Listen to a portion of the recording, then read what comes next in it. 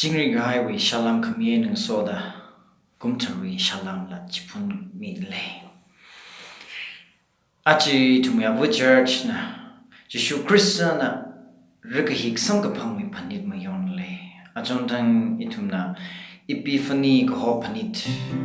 Jesuli Christian na mikumoli awi sakmay kachitay Jesuli Phanit itum yon le. Achi Phanit na kikla ji aka itumi wangwa.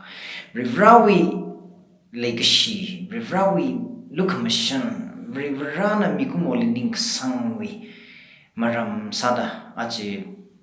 maran Isaiah rivrawi ning tong da mikumoli legacy ji itumli tamchite le itumna khangna sampang se kapi gasang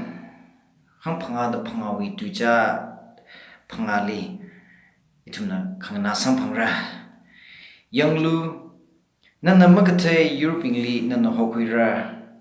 kala nali makate European na nuwili yamrara kache proho no tumivare kala Israeli katarawi wangna kache ana nali tekmate nasak haira mikumona rivrali Malaysia rasalala maningsang rasalala kala ana tamchite ka hai chituna Mashura salala kala itumna mok Twitter salala rivrawi piokami rivrawi lukamishan kala rivrana itumli ning sangle kaji katang makawai ji aje itumi Phanitiwena tekuise itumna paga khanelila John wi kare chiti jili itumna ka pasang Crystally shikasanga mi ajia rivrawe na karane. Kala rivrali shikasanga mi jia kali kaina tangda verena haimi gai kalai tumli mira misang gai awining kami ji itum na ning ngana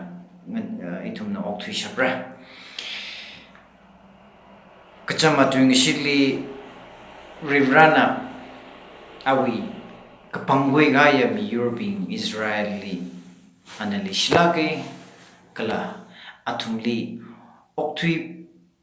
pai me khwai wang kala ring pha me pai khwai wang dawi rivrana atumli ning kamitrami ka thasalala maphungra ngai gishi kala rivrali maning sang kharwi themsa bangaina rivrali malai ka haila shogawe ka Malay hai salala rivrana awi ka pangwi gai mi European chili klemai na machuai ne jida dasada achui katara arat katara tu nishitli itumna khangna sambang e achui katara pau phaili Jesuli Christiana mikumowi morik phung dada ana akhlata itumi mikumowi moreji akhlata phungkhui laga John Rakahik mewena Rakahik ji wasang pangkui. Rivrawi no mirane more mazang mane more masamane kata salala. Mikumo li lekshui temsak mi mangai na akalatana mikumo more ji pangkui laga John Rakahik mewi mang pangai na Rakahik ji sampangai kakalatba. Ana itu more ka phunga pili hui ka waine ka chi itum na achi pau na thekhui. Rakahik kukai wi thili ana terwena ka shop wi atam jili itum na khangna sampange mangla ka thara jina tada kala awi tungle nashi wi mangai na azakai na itumni tamste rivrawi niyangkhung rivrawi ngasokmi la rivrawi pangshap ji awi tungli changle awi tungli taror midle ji tumli thekwi kala rehiku kahai wi thili nashima ngai maning lakha ava rivrawi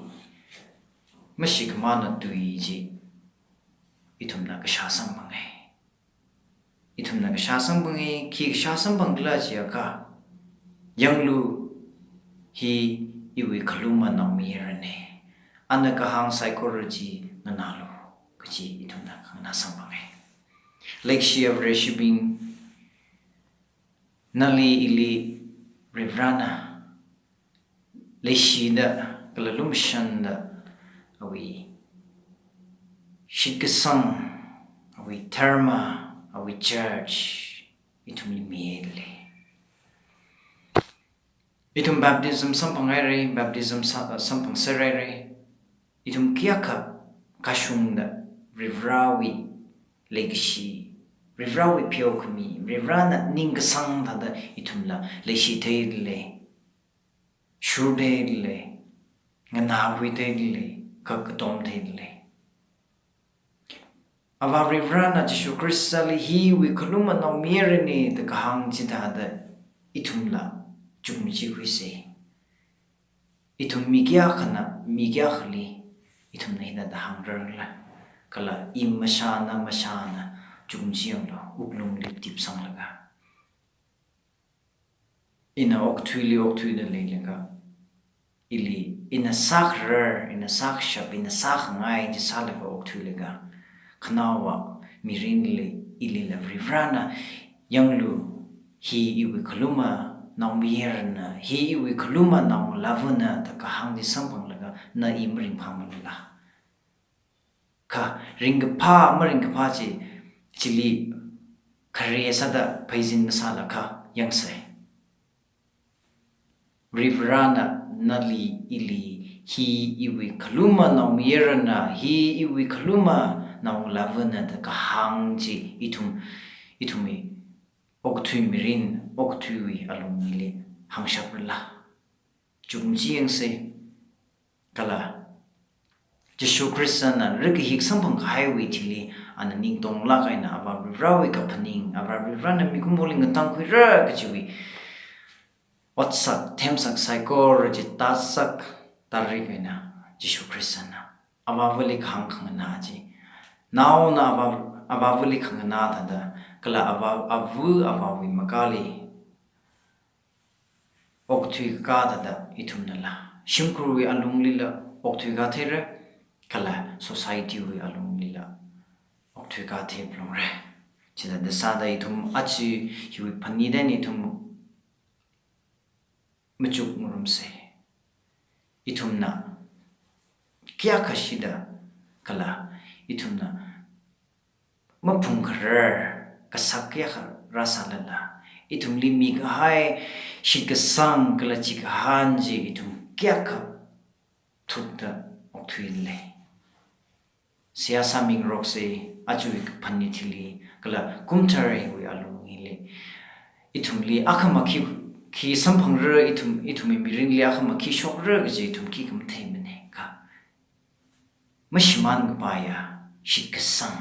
kala kachi hanji itum livri rana mushoila kala mirli ji itumna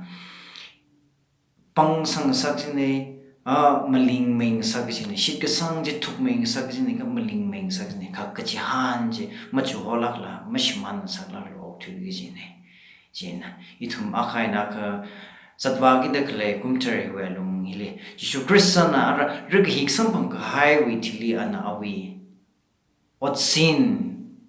mga kuyu gaji tanda itumna satwagi dakle singum hili itumi what sin mga ba me khwai kala itumi mirinli kamahai kala thai kamthei ji kala rivranang sokmia what sin what ngarut ngasakwai itum akhaina ka siasa ming rokse itum psycho relief rivrana somirano amen.